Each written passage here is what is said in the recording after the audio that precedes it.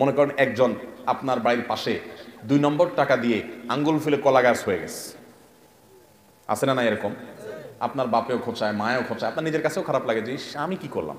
হ্যাঁ, আরেকজন হারাম রিলেশন করে ২টা ৪টা সম্পর্ক করে ফেলছে, আপনার কোনো হারাম রিলেশন না, আপনি মনে করতেছেন আরে আমি দুনিয়ার এই ভোগ উপভোগ থেকে নিজেকে দূরে সরিয়ে রাখলাম। তো তিনি বলেছেন আমার অন্তরে এগুলার লোভ, মোহ, পদ, টাকা পয়সা, অমুকে রাজনীতি করতে করতে বিশাল নেতা হয়ে গেছে, এখন তার দেখে কে আর পয়সা ক্ষমতা, কিন্তু আমি তো সেই জায়গায় পড়ে থাকলাম।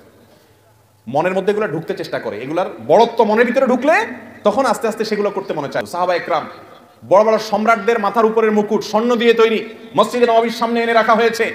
ইবাদতের স্বাদ পাওয়ার আগে, ইসলাম গ্রহণ করার আগে যারা একটু ওটের পানি পান করানোকে কেন্দ্র করে শতাব্দীকে শতাব্দী যুগ যুগ ধরে যুদ্ধ করে বেড়াতো, তুচ্ছ জিনিসের জন্য লড়াই করত, সেই মানুষগুলো ওই মুকুটকে, সম্রাটের সেই সোনাখচিত মুকুটকে পাও দিয়া উষ্ঠা মারে লাথি মারতে মারতে চলে যায়। এগুলো তাদের অন্তরে প্রবেশ করতে পারে না, এগুলো তাদেরকে কোনো অবস্থাতে দুর্বল করতে পারে না। ও ভাই, ইবাদতের স্বাদ যদি একবার পেয়ে যান, আল্লাহর কসম পৃথিবীর সব কিছু আপনার কাছে তুচ্ছ হবে, সৎ, সততা, নীতি, আদর্শ আপনার কাছে বড় হবে। প্রধানমন্ত্রীর খুব কাছে যেতে পারলে, প্রেসিডেন্টের খুব কাছে যেতে পারলে আমাদের গর্ব হয়।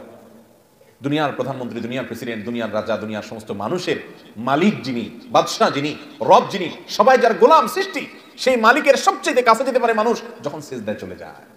আপনি যদি মনে করেন আমি সিজদায় আছি, আমার রবের সবচেয়ে কাছে আছি, একবারে সামনাসামনি রবকে পেয়ে আমি নিবেদন করছি সুবহান রাব্বিয়াল আলা, ও আমার মহান প্রভু মালিক, আপনি পবিত্র, আপনার পবিত্রতা আমি বর্ণনা করছি, ভালো লাগা কাজ করবে। নবীজি সাল্লাল্লাহু আলাইহি ওয়াসাল্লাম লম্বা সময় সিজদা করতেন, উঠতে চাইতেন না। আর আমাদের অবস্থা হলো নামাজ তাড়াতাড়ি করে শেষ করতে পারলে বাঁচি।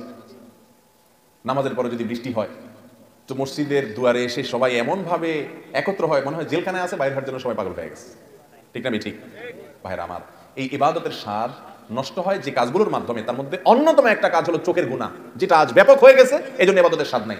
আল্লাহ আমাদেরকে চোখের জেনা থেকে বেঁচে থাকার তৌফিক দান করুন।